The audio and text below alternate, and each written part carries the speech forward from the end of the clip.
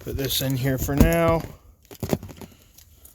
Hey, it's 14 degrees out, windy, and it's supposed to get up it's probably supposed to stay here, but yeah, it's 14 degrees, but I still came outside and did a lot of stuff. I ran a cord to the Jeep, warmed the Black & Decker maintainer up, and I put it on here. Got this out of the shipping container, but yeah, there's the maintainer. I put it under bubble wrap so it stays a little warmer than before, because you know those things don't like to work when they're cold for some reason. They're pieces of crap, but they work in the summer. And I took the batteries out of the Toro wheel horse, and I took it out of the 212 and out of the Husky. I didn't take it out of the dog yet, since that thing's all the way up front and the hood's always hard on that to open. So yeah, but I got the keys for the big reds. Don't know why I'm starting them, but still, they haven't been on maintainers. I need to get more for them, but they haven't been ran for maybe a couple months. I'm just gonna start them, let them run for a while. I mean, like an hour. I'm not gonna ride them, of course, obviously, but oh yeah, and I took the battery out of that finally too. I think I locked this. Yep. So yeah, I finally got all the batteries out. I don't know why the MTDs I was most worried about, but yeah, I did crank that thing. It was very slow, like I figured. So, and the 96 Mark 8, of course, is staying up. Got the whole driver's side back together. Did a little bit of organization in the vehicles. Yeah, the whole passenger side still needs done, but the passenger bag wasn't really leaking at all. But here they are. All the batteries still had juice, and I know the Group 35 did. I didn't even try, but I knew it still had juice. But all the other ones still had juice in them, so that's a good thing. I was really surprised about that one that still had juice, because it went dead in that Husky before sitting. But yeah, they're all maintaining. So the Toro wheel horse is the one that got done maintaining first. The other ones are still maintaining. So, and then the maintainers got for the big reds, I didn't even know that you can't use them on AGM batteries. So I put one on the Landmaster, then put the one on the Landmaster onto the MTD's battery, because it's AGM, and those ones can handle AGM. And I put the other one, just like that one, on this tractor. So yeah, there we go. And they're both still going. Now, of course, the HGS has its own maintainer. Actually, technically, the one that keeps 13.8 volts in it is the one that goes to it, but I still like using these on this. That one's on the 93 Mark 8, but this one works fine. It's at 12.7, so it's fine. It's working just fine on it. This truck doesn't have one. Comet don't have one. Of course, you guys know the Ranger's got the Summit Racing one. So yeah, there it is. My dad technically bought that for me, but of course I gave it to him for this Ranger. I put the Bronco on one because I know it was a little chilly the other day, like 30-some degrees, but it started the slowest I've ever heard it. So I put the Tornado on this, and of course on AGM mode. And then this one, I put that battery charger on it, since it's a maintainer as well. So we got everything taken care of, except for the Comet and the Super Duty. They salted the roads some more, so we ain't gonna take any of this stuff out for a while. So I was supposed to drive this car to the shop, but that ain't happening now. And of course, it's on the maintainer too. So Mark 8s definitely need to be on them, because they do have a lot of electronics in them. So, especially since that one died on me completely once, but I've had it on the maintainer since, so it don't die anymore. But so there's only two vehicles in here with no maintainers on them. That's the truck and Comet. So, of course, you guys know the 86 Ranger. Put a different battery in it. But actually the marine one that was sitting here, that was in the motor home, but my dad wanted me to maintain. I put that one in there, and it fires right up now. And of course that was the one in the Landmaster, but I'm now going to put that one in the HGS, and the reason being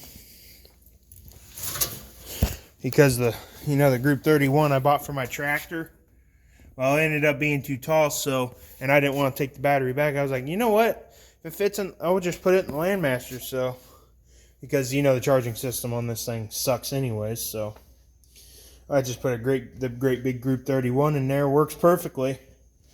So I just put that one in the HGS because I still want a big one in that. And my dad says it's just better having a marine than the side post I originally bought for the HGS. But oh well, the side post can still get used for other things. So, but yep. But I don't know when that's going to be. I'm not worried about it. It's got the small battery in there and it starts it. So want to do an oil change to it, but obviously I ain't driving it to the shop in the salt. I mean, even though my dad drives his Kubota in the salt when he plows, but I don't really want to take these machines out in the salt, and I don't really want to drive them in the cool, kind of colder weather. So they're just going to stay in here until nice weather comes and the salt off the roads. You guys know it has Manchester stickers on it now, so I can drive it in town Manchester. That one, need to put turn signals on. But all right, this is supposed to be Big Red Cold Starts, but it might as well be updates with it. Let's go start those things, see how they do. Ever since we turned the gases off in them, they start up super easy, a lot easier than they usually do. So I don't have confidence they're going to start easy, though, because it is 14 degrees, and they always never like to start, especially mine. So we'll just see how they do. I don't expect it to start real easy today. But yeah, I'm going to let them run for a while. Keep the oil moving. And that cat, for some reason, is not wanting to stay away from that spot. And there she is. Yep, there's my dad's and mine, and the Woods Beater, and the new 4-tracks that me and my dad bought in the summer. Those two are the very last on the priority list, just because they both need one-way clutches. So, but there's no batteries in either of them. They're actually in the building on the maintainer, so they're keeping charged. So, oh god, that one's got old gas in it, so that thing ain't gonna be very fun. So, got that for $300. It was really cheap. So, and my dad's wanted it for a while, so he got it. So, all right, I'm gonna pull mine out and get her fired up. And if you guys don't know, this thing has a battery from like 2014. It's X-side. This thing's never had a dead battery one time. So this battery, I might get another X-side for it when this one goes someday. But I've never had a battery issue in this thing. So this battery is super, super tough. So let's check the oil. Even though I ain't gonna drive it. Too cold to drive it. It's fine.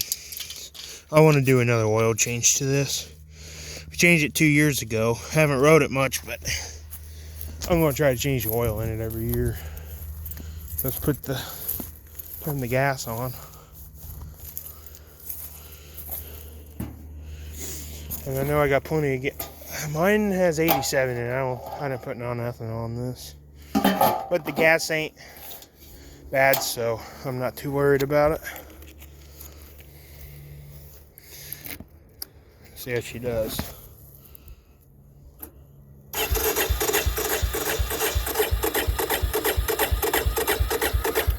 I don't have starting fluid here either. I got a little bit in the gas truck. I forgot. I'm just gonna spray a little in it, just so it don't crank forever. which it usually does anyways. This has the good upgraded air filter on it. My dad's doesn't. Yeah, I still got a little bit in here. Not much. This truck's a mess. Yeah, this should be enough in there.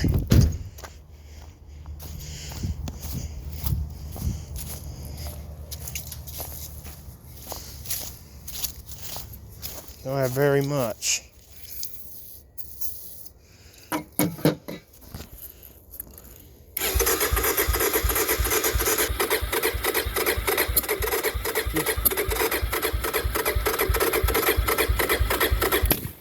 Ooh, damn.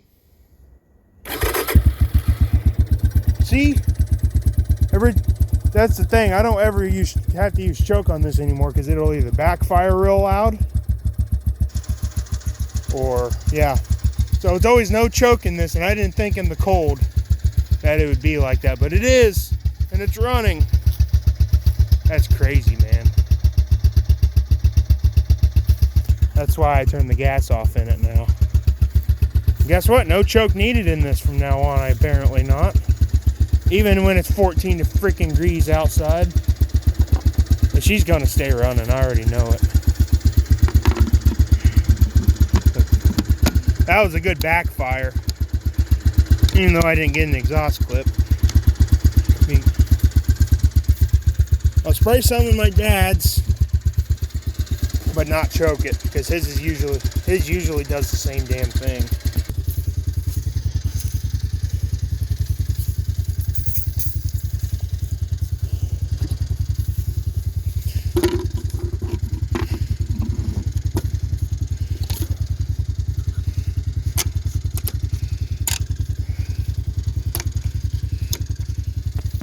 Alright, I'm going to do no choke.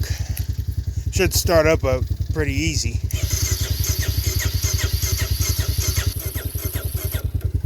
Starter's strong in it.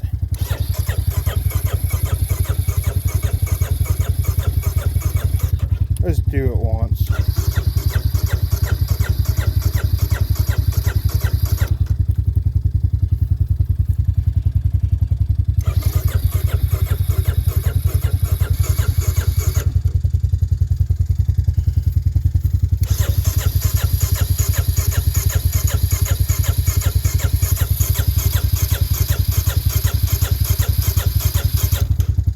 Let's try flooring it just in case it's flooded.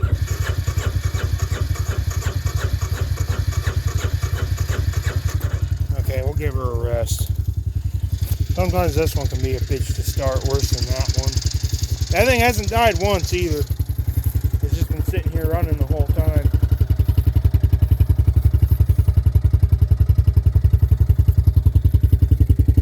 Once the fuel will get through it, it'll eventually start. This one's got fuel in it. Yeah, it's got plenty.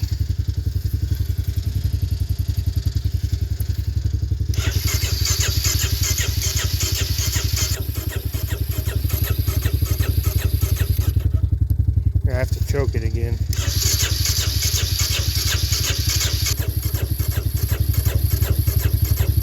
Let me just spray it again. Okay, you guys are going to stay right there while I spray it and drink.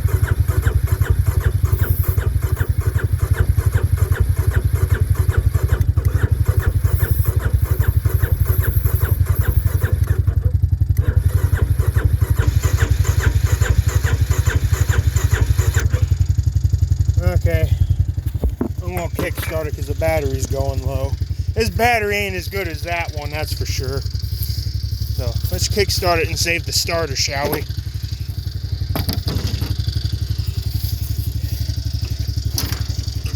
We'll just keep the choke off so it doesn't. There we go. No choke. And we saved the last little bit of battery anyway. Hey, good. She's running just like that one. I don't have to rev it. The worst thing you can do is rev a really cold engine.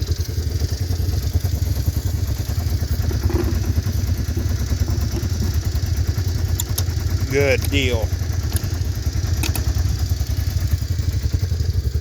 let it run, get the oil flowing, get everything else flowing. So I'll get back at them in a while.